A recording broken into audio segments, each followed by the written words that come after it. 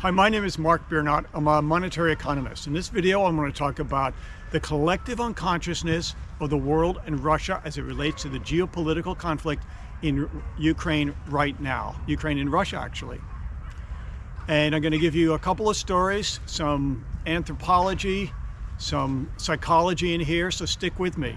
First, I wanted to say, in the last video I failed to mention, except at the end, I was cliff diving. It was pretty interesting. So if you haven't checked out my last video, you can see where I was cliff diving at Zakshubik in Krakow.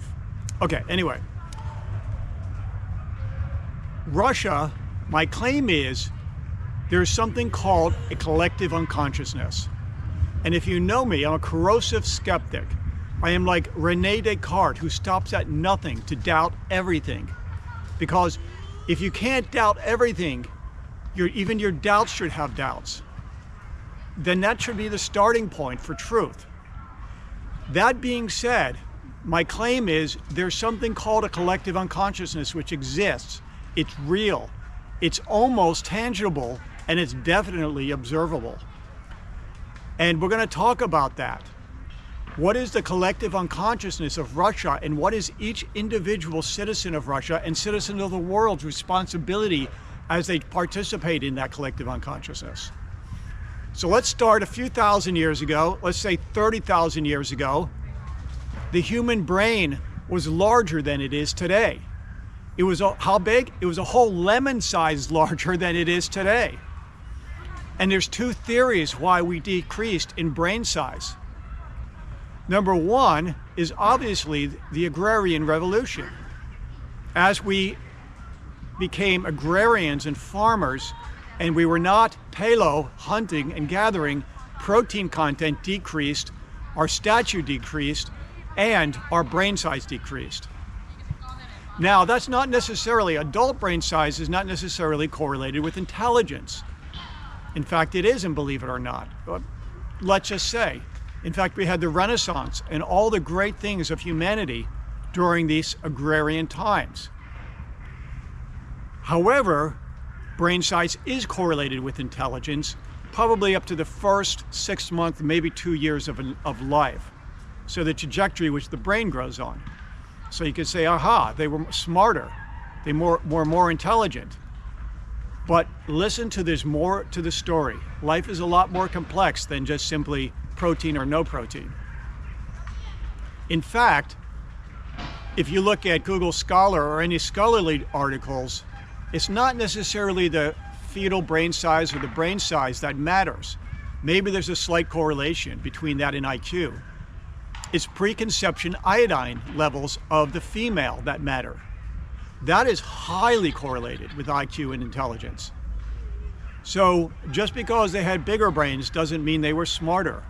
And even in today's society, you see somebody with a big head doesn't mean anything, okay? You know, Einstein and people 100 years ago certainly were smaller in stature. What does this have to do with the collective unconsciousness and Russia specifically? Well, there's another theory. Okay, so I would take stake in the iodine theory, that maybe during agrarian times, iodine content increased because it was absorbed from the soil and it made us smarter. But that's neither here nor there. There's another theory for this evolution of humanity in recent times in civilization. It's that we didn't need this part of the brain. The brain is very hungry for glucose, for energy, for fuel, for vitamins, and we didn't need that because we stored information through writing, through narratives, through stories, through mythology, in the collective unconsciousness. So no longer did we need to carry this information around. We externalized it in society, and that started to develop something called the collective unconsciousness. Joseph Campbell, Carl Jung, you can look it up. And you say, well, that's not real. Or is it? Even a bee, if you separate it from the hive, how long do you think it could survive on its own? It's almost like we are all neurons connected through some sort of ethereal thread. And again, I started with my Rene Descartes corrosive skepticism argument. But doesn't it seem that way? This collective unconsciousness has some validity. So humans probably didn't need all this extra massive brain we carry around because we started to store things in other ways through the mythology and story and narrative of our society and the consciousness of our society. So what does this have to do with Russia today, currently, and its citizens? I'm getting to that.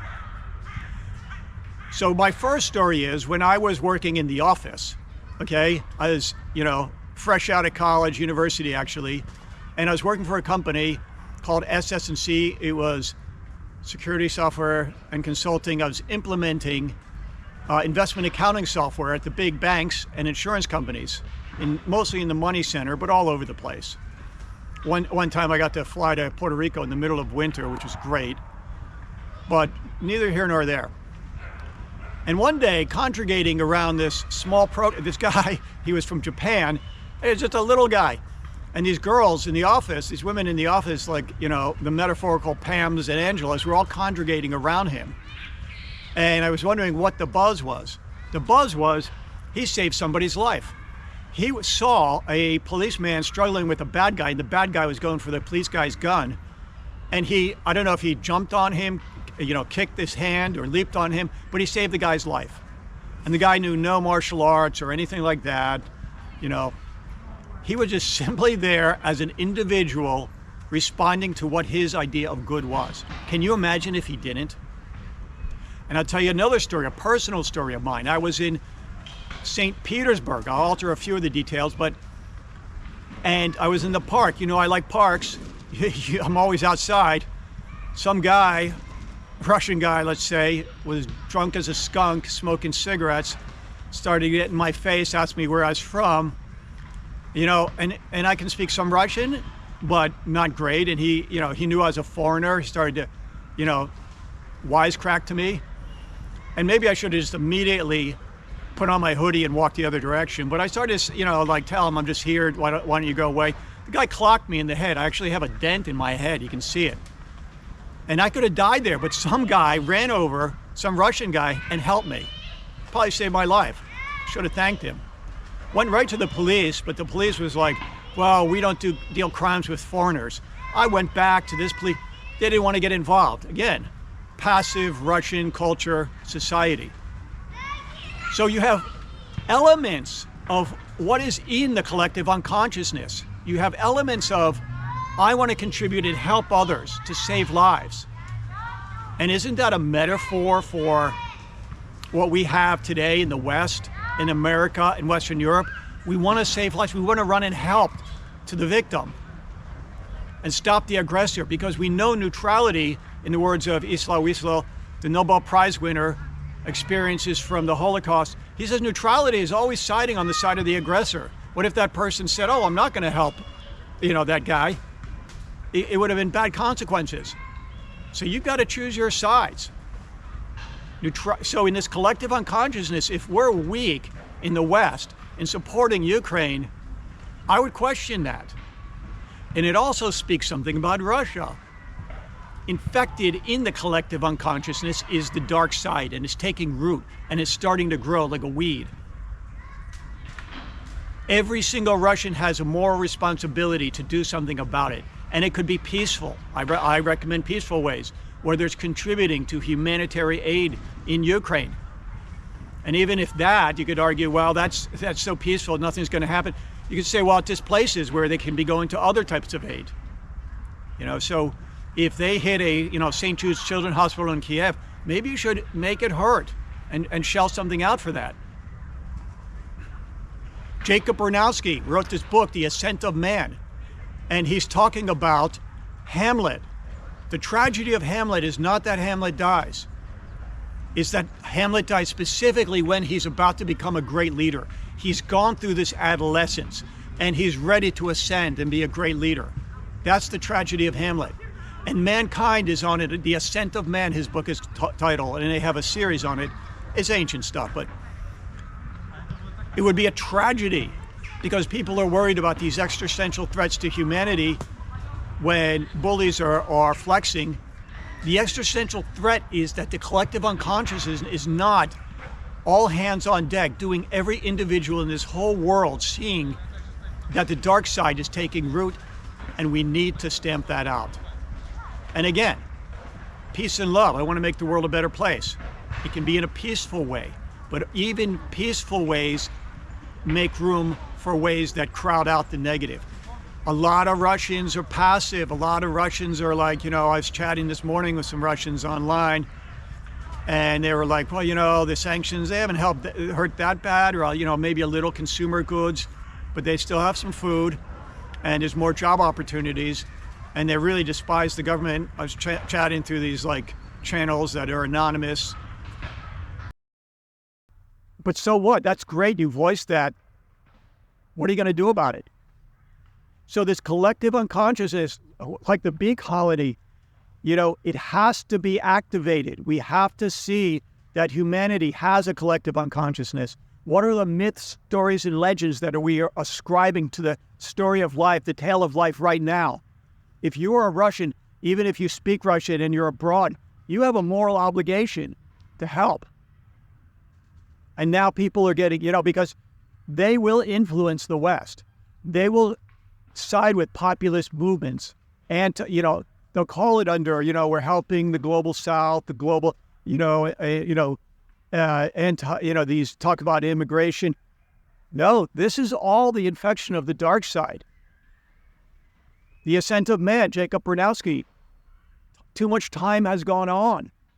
We are at a pinnacle in humanity. It has to be stopped, this locus of dark energy in Moscow. And again, I'm advocating peace and love. Not anything, but if every single person contributed, if you're a Russian, if you speak Russian, if you know the Russian language, everybody has to contribute. Because there is only one path to peace, and that's justice. If you want peace, work for justice. So that's my story on the collective unconsciousness. Two interesting stories. I'm here in beautiful Poland. I haven't met a Pole yet who has said they don't support Ukraine. Haven't met one. And I talk to scores. I like to talk politics. Forgive me. And I like to strike up spicy conversations. They all, to some degree, know this Russia. My grandfather, he was pulled off the street and conscripted for 20 years in the Russian army, and he deserted. And he came to America. Why can't Russians do that? Why can't they start this peace movement of justice movement? I know there's some peaceniks protesting, that's another story. That's not real peace. If you want peace, work for justice. The collective unconsciousness is in jeopardy. We gave up this brain space to store this into the common good. Let's keep it on that path. My name is Mark Biernat. I'm a monetary economist. Have a great day. Thank you very much.